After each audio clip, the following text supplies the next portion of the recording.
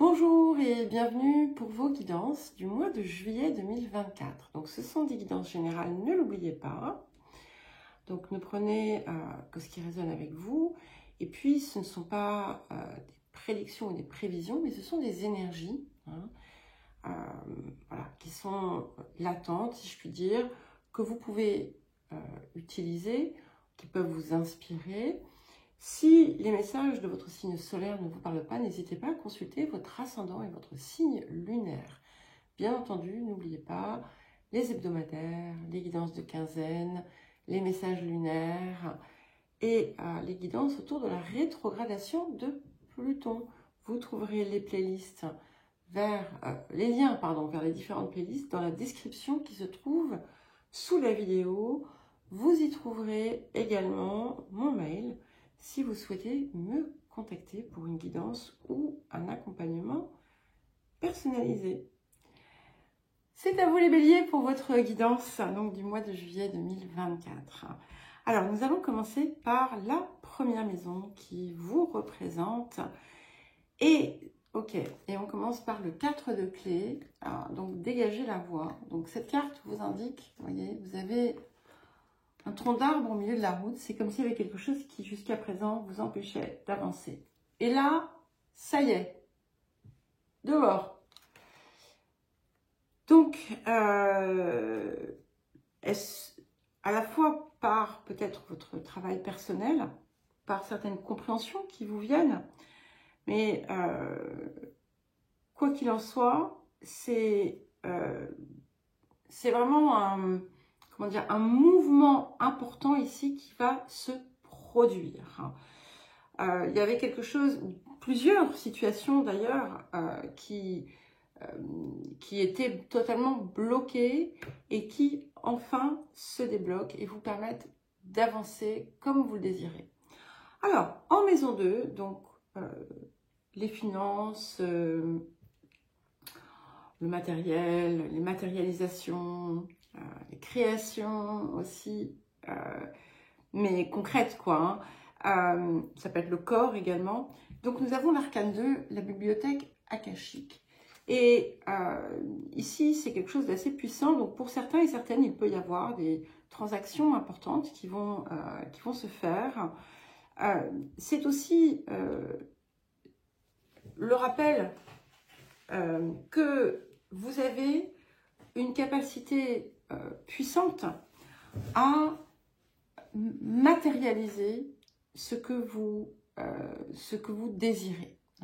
C'est une invitation ici à écrire presque les lignes, la légende personnelle, l'histoire que l'on désire pour soi et la voir se réaliser sous ses yeux. Et alors, pour certains et certaines, il peut y avoir des... voilà, comme je vous le disais, des papiers ou un investissement important, un temps passé important dans la recherche, des documents qu'on épluche. Mais c'est pour quelque chose de positif pour vous. Il peut également y avoir des transactions comme des ventes, des achats, des investissements. Voilà, c'est quelque chose d'assez puissant. Alors, en maison 3, donc, nous avons le 2 de force, le Soul. La maison 3 peut représenter la fratrie, quand il y en a une, peut représenter l'entourage proche, les amis proches. Ce sont aussi des petits déplacements, les nouvelles. Et ici, en fait, c'est un petit peu comme s'il y avait quelque chose qui venait s'apaiser. Si vous avez passé des moments un peu mouvementés, eh bien, vous vous rendez compte que ça n'a fait qu'accroître votre force. Et ça a fait finalement peut-être émerger en vous des choses que vous ignoriez. Et si vous avez pu penser à un moment donné être déstabilisé, en réalité, c'était pour aller récupérer ce que vous n'utilisiez pas. Vous pourriez avoir juste des nouvelles qui vont vous confirmer cela. Et ce que l'on voit aussi, c'est que vous pourriez avoir dans votre environnement proche, justement, des personnes avec qui vous allez sentir que tout est fluide, que tout est facile. Alors, en maison 4, donc la maison 4 peut représenter le foyer, la famille, la mère, la maison. Alors, nous avons le 3 de force, donc c'est intéressant parce que on a en plus une progression ici qui n'est pas des moindres. Et ce 3 de force, donc le nid d'oiseau, ça peut indiquer voilà, beaucoup de travail, beaucoup d'efforts, mais fait avec beaucoup d'enthousiasme. Alors, soit parce que vous travaillez de chez vous, soit parce que vous êtes en train d'aménager un lieu de vie. Ça peut être la création d'un nouveau foyer, mais aussi d'un nouveau projet. Et c'est extrêmement enrichissant, c'est extrêmement nourrissant. Il y a quelque chose ici il y a quelque chose qui vient vous régénérer. Il y a quelque chose qui vient vous régénérer. Et qui, c'est un petit peu comme un nouveau jour qui se lève. Alors, en maison 5, donc la maison des enfants, de la création, des créativités, des créations, les amours, les loisirs, les plaisirs. Alors, nous avons l'arcane 17. Donc, ici, ça indique que vous pourriez être sur vos gardes. Vous avez pu être dans une situation de perte, ou alors on a pu chercher à vous prendre quelque chose. Ça peut venir aussi bien des enfants que de relations amoureuses.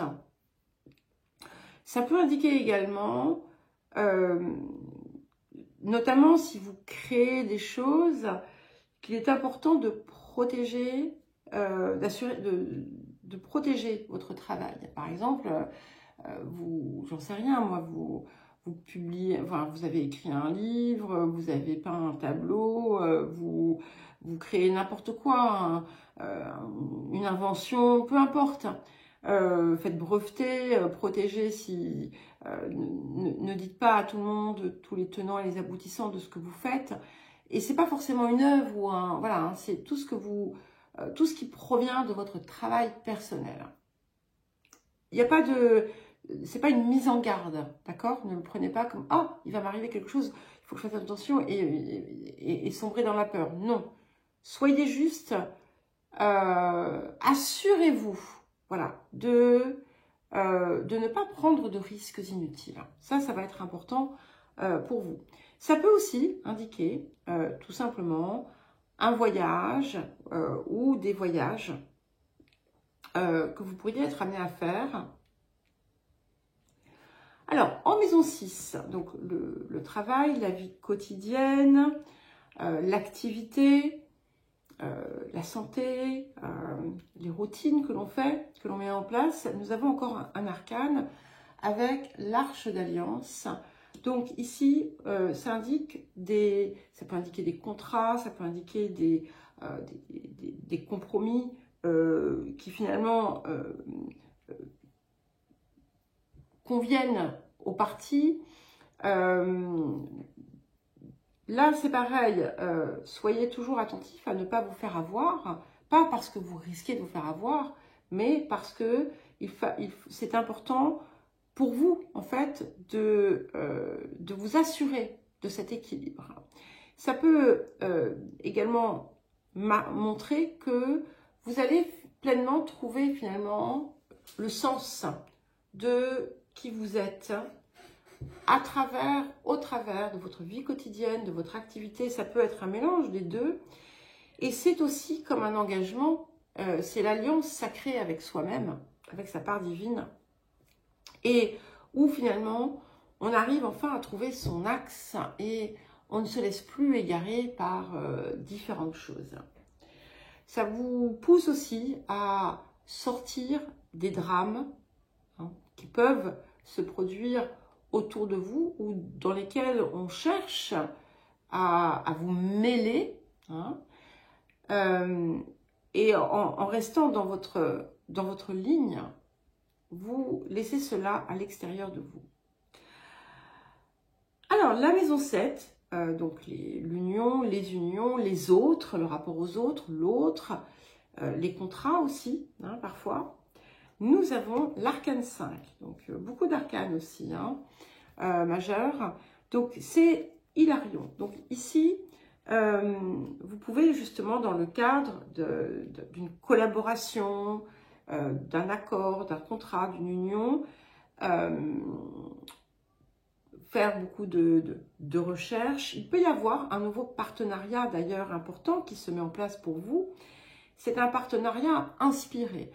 Vous êtes appelé aussi à vraiment faire preuve utiliser votre logique, votre bon sens, et aussi à aller chercher la clarté dans tout ce que vous faites, dans tout ce que vous mettez en place. Il peut y avoir quelque chose ici de très puissant, en lien avec d'autres personnes ou une autre personne.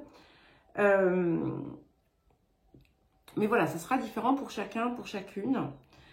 En maison 8, donc les transformations, les fins, les commencements, les successions parfois aussi. Nous avons le 7 de force. Donc, s'il y a quelque chose en lien avec une succession, normalement, les choses devraient se faire de façon positive. Mais surtout, ce 7 de force, ce qu'il m'apporte, c'est que on est vraiment dans une forme d'équilibre qui est en train de se créer. Les changements que vous mettez en place depuis que, grâce aussi à ce 4 de clé qui a retiré les obstacles de votre chemin, eh bien, tout peut se faire avec beaucoup plus de fluidité et apporter un plus grand équilibre dans votre vie. C'est-à-dire que les zones de votre vie qui étaient on va dire en souffrance, en carence, eh bien, elles vont se remplir à nouveau de façon beaucoup plus saine. Et d'une façon générale, voilà, il y a quelque chose de plus apaisé aussi qui vient naître en vous. Alors, en maison 9, donc nous avons la reine de rose. Alors, la maison 9 peut représenter le spirituel, peut représenter le domaine juridique, peut représenter les administrations, les études, les croyances, l'étranger. Donc ça peut être vous, comme ça peut être une autre personne, ça peut être une personne d'origine étrangère, mais pas forcément non plus. Ça peut être quelqu'un qui est un soutien en fait pour vous dans votre vie, mais dans certains domaines précis. Ça peut représenter aussi finalement la reconnexion à votre cœur et à créer le lien finalement entre le corps physique et la part spirituelle par le biais finalement de la zone du cœur. Ça peut indiquer tout simplement voilà, une protection, quelqu'un qui peut vous conseiller. Voilà, c'est une énergie féminine qui est là. Alors, en maison 10, nous avons le 8 de parchemin. Et donc, ce 8 de parchemin ici, il est en train de vous ouvrir à de nouveaux horizons, à de nouvelles façons peut-être de faire, que vous n'aviez pas envisagées, par le passé. Et qui pouvait ne pas vous paraître juste ou adapté auparavant, mais qui vont en fait vous apporter ce que vous désirez. Puisque vous voyez, on a la lumière ici, hein, quand même, à travers ce chemin. Alors, ça peut aussi indiquer un projet ancien qui va être remis au goût du jour et qui apportera avec de la réussite. Mais ça peut aussi tout simplement indiquer que pour la suite de votre vie, parce que la maison 10, ça peut représenter la carrière, c'est ce qui vous pousse aussi à votre sommet, c'est ce qui représente aussi votre éclat d'une certaine façon. Il y a comme l'idée de peut-être d'orienter vos pas différemment. Peut-être que vous allez changer aussi de lieu de vie. Peut-être que vous allez adopter aussi des comportements tellement différents que ça va changer toutes les perspectives. Mais ce qui est intéressant, c'est qu'effectivement, vous ne savez pas ce qui vous attend, hein, puisque c'est inconnu. Mais il n'y a rien à craindre. Alors, la maison 11, qui nous parle des projets, des relations amicales, peut-être un peu moins proches que celle de la maison 3, du collectif. Nous avons la carte 18, l'arcane 18. Donc, on est à 1, 2, 3, 4, 5 arcanes majeurs. On a cette idée hein, de voyage, ici encore, qui est possible. Donc, peut-être que vous envisagez de préparer un changement de vie, ou vous envisagez de prévoir un voyage important. Pour d'autres, vos projets, en fait, vous avez du mal à totalement parfaire vos projets parce qu'il y a des zones inconnues, des zones d'ombre. Et en fait, on vous dit, ne cherchez pas à savoir parce que c'est que ce n'est pas le moment et que c'est aussi parce qu'on ne sait pas tout, en fait. Parce que si on savait tout, eh bien, les expériences ne mériteraient pas d'être vécues. Et ça peut aussi indiquer que, justement, autour de certains projets, c'est pas le contraire, pour certains projets que vous aviez commencé à préparer, eh bien, vous étiez dans le flou parce que il vous manquait des éléments, mais ces éléments sont en train d'arriver. Alors, qu'est-ce que nous avons pour terminer? En maison 12, nous avons le 6 de parchemin. Donc, il y a quelque chose que vous avez en vous, autour duquel vous peut-être que ça mijote depuis un petit moment. Voilà, maintenant il n'est plus temps, il est temps d'y aller, il est temps d'avancer. Donc, tout s'y prête puisque les obstacles sont retirés du chemin. Donc, il est temps de vous lancer. Voilà. Bien, écoutez les béliers, je vous souhaite un très joli mois de juillet. Je vous embrasse et je vous dis à très vite.